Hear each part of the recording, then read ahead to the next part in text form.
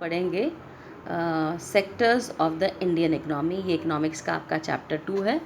तो कोई भी इकनॉमी को आपको समझना है तो सबसे पहले आप इसकी कंपोनेंट्स को यानी उसके सेक्टर्स को समझोगे।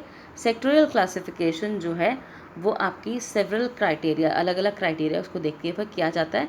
इस चैप्टर में जो आपको पढ़ना है वो प्राइमरी, सेकेंडरी, टर्शरी सेक्टर के बारे में पढ़ना है, ऑर्गेनाइज्ड अनऑर्गेनाइज सेक्टर के बारे में पढ़ना है, पब्लिक और प्राइवेट सेक्टर के बारे में पढ़ना है। तो चैप्टर का जो फर्स्ट पेज है आपका चैप्टर 2 का, इसके अंदर आपको अलग अलग पिक्चर्स दिए हुए हैं जिसमें different type of people are engaged in different kind of work.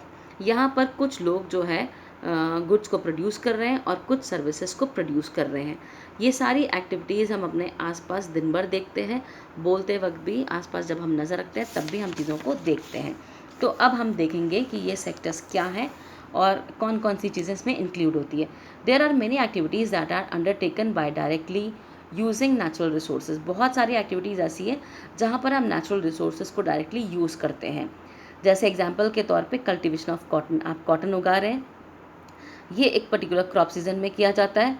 For the growth of cotton plant, जब आपको कॉटन प्लांट उगाना है तो हम मेनली किस पे डिपेंड है, but not entirely on natural factors. अब यहाँ पर हम काफ़ी चीज़ें नेचुरल फैक्टर पर डिपेंड है, नॉट एंटायरली लेकिन काफ़ी हद तक डिपेंड है, जैसे रेनफॉल, सनशाइन और climate. The product of this activity cotton is a natural product. जो चीज़ हमें उसके बाद मिलेगी कॉटन, वो प्राकृतिक प्रोडक्ट है। Similarly in the case of an activity like dairy, अब जैसे हम डेयरी फार्मिंग देखते हैं, we are dependent on the biological process of the animal and availability of fodder etcetera. यहाँ पर हम जो बायोलॉजिकल प्रोसेस है एनिमल का, उस पर डिपेंड है, और अवेलेबिलिटी ऑफ फॉडर, उसको किस तरह का चारा मिल रहा है उसके ऊपर।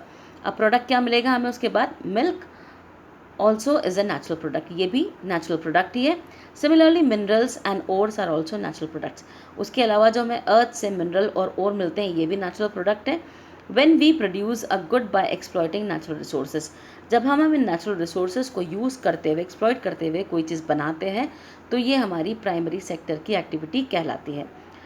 Y primary? This is because it forms the base for all other products. अब ये प्राइमरी क्यों है? क्योंकि ये बाकी प्रोडक्ट्स के लिए बेस का काम करते हैं, यानी एज अ रॉ मटेरियल बाकी प्रोडक्ट को बनाने में यूज़ किए जाएंगे, that we subsequently make. Since most of the natural products we get are from agriculture. अब ज़्यादातर चीज़ें हमें कहाँ से मिल रही है? एग्रीकल्चर, डेयरी, फिशिंग, फॉरेस्ट्री से। इसीलिए इसको एग्रीकल्चर एंड रिलेटेड सेक्टर भी कहा जाता है। उसके अलावा दूसरा जो आपका secondary, the secondary sector covers activities in which natural products are change into other forms through ways of manufacturing. ये वो सेक्टर है जहाँ पर हम प्राइमरी से रॉ मटेरियल को यूज़ करते हुए मैन्युफैक्चर करके इंडस्ट्रियल एक्टिविटी के ज़रिए हम उसको नेक्स्ट स्टेप में लेकर आएंगे, यानी उससे एक फिनिश प्रोडक्ट बनाएंगे। The product is not produce by nature, ये प्राकृतिक तौर पे हमको नहीं मिल रहा है, इसको हम बना रहे हैं, कुछ किसी प्रोसेस के ज़रिए मैन्युफैक्चरिंग कर रहे हैं। This could be in a factory, ये फैक्ट्री में हो सकता है, कोई वर्कशॉप हो सकती है घर के अंदर ही। For example using cotton fibre from the plant, जैसे कॉटन फाइबर हमने प्लांट से लिया, उससे हमने यार्न बनाया, धागा, फिर उसके बाद हमने कपड़ा बनाया।